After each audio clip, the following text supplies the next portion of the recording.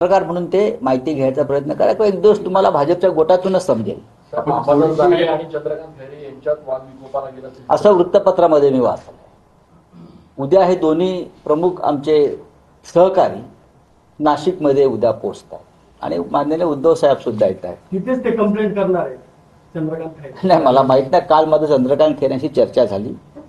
त्यांचं मला फोन होता नाशिकला येण्यासंदर्भात आणि त्यांनी काही गोष्टी माझ्या कानावर घातल्या आणि त्या मी उद्धवजींच्या कानावर घातल्या. पण उद्या आता असं की या पक्षांतर्गत काही जर गोष्टी असतील आणि ज्या वृत्तपत्रातून दिसत आहेत तर आम्ही आमचे पक्षप्रमुख जे आहेत ते सक्षम आहेत. पण याचमुळे लोकसभेला फटका बसला.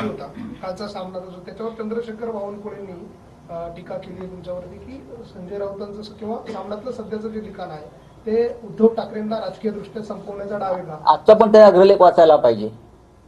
त्यांनी कालचा ते अजून ते 72 तास मागे आहेत जीवनात त्यांच्या. त्यांनी आजचा अग्रलेख वाचायला पाहिजे. खरं म्हणजे कालचा अग्रलेख तर महात्मा फुल्यांवरती होता, आपण पाहिला असेल. आता महात्मा फुल्यांविषयी बावनकुळ्यांना एवढी पिढी का असावी डोक्यात? महात्मा फुल्यांचा विचार मी सामनामध्ये मांडलेला आहे आणि महात्मा फुले यांचा जो चित्रपट सेन्सॉरनं अडवून ठेवलेला आहे कारण नसताना, या महाराष्ट्रात फुल्यांचा विचार जर अडवून ठेवला जात असेल तर नक्कीच आम्ही फडणवीस यांना प्रश्न विचारणार. ते राज्याचे मुख्यमंत्री आहेत. फुले आंबेडकर शाहू यांच्या विचारांवरती तुम्ही बंदी आणत असाल. मी वारंवार ते सांगतो, फुले शाहू आंबेडकर हा जो महाराष्ट्र पुरोगामी म्हणून म्हणतो तो फुले शाहू आणि आंबेडकर, डॉक्टर आंबेडकर ह्यांच्यामुळेच आपण महाराष्ट्राला एक प्रोग्रेसिव्ह स्टेट म्हणतो ना. आणि तोच फुले साहेबांचा विचार म्हणजे महात्मा फुल्यांचा विचार काही अतरंग लोक या समाजातले रस्त्यावरती येऊन फुल्यांच्या विचारांवर चिकलफेक करत असतील आत्ता सुद्धा, तर तुम्हाला फुल्यांचं नाव घ्यायचा अधिकार नाही कोणाला. आणि या राज्याचे मुख्यमंत्री फडणवीस आहेत. कुठल्या तरी एका ब्राह्मण संघटनेनं विरोध करून काही गोंधळ निर्माण केलेला आहे. फडणवीसांना स्वतः ब्राह्मण असल्याचा गर्व असतो. नेहमी सांगतात, होय मी ब्राह्मण असल्याचा मला गर्व आहे. आणि ब्राह्मण समाज त्यांच्या ऐकण्यातला आहे. मी सगळ्या ब्राह्मणांविषयी म्हणत नाही आहे, काही संघटना आहेत. फडणवीसांनी त्यांना तंबी द्यायला पाहिजे.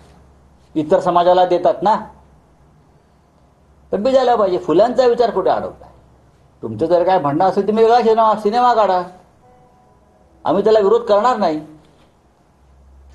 तुम्ही वेगळा सिनेमा काढा, आमचं कोणाविषयी म्हणणं नाही. पण महात्मा फुले, डॉक्टर बाबासाहेब आंबेडकर, शाहू महाराज यांचे विचार या महाराष्ट्राच्या मातीत मनात रुजलेले आहेत.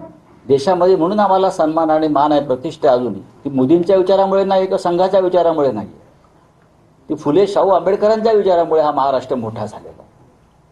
तर हे फडणवीसांनाच आम्ही प्रश्न विचारला. म्हणून हा जो वाद आहे महाराष्ट्रात, तो मी असं मानतो की फुले विरुद्ध फडणवीस आहे. साहेब, सिंधुदुर्गमध्ये घटना घडलेली आहे की वैभव नाईकांनी वाल्मिकी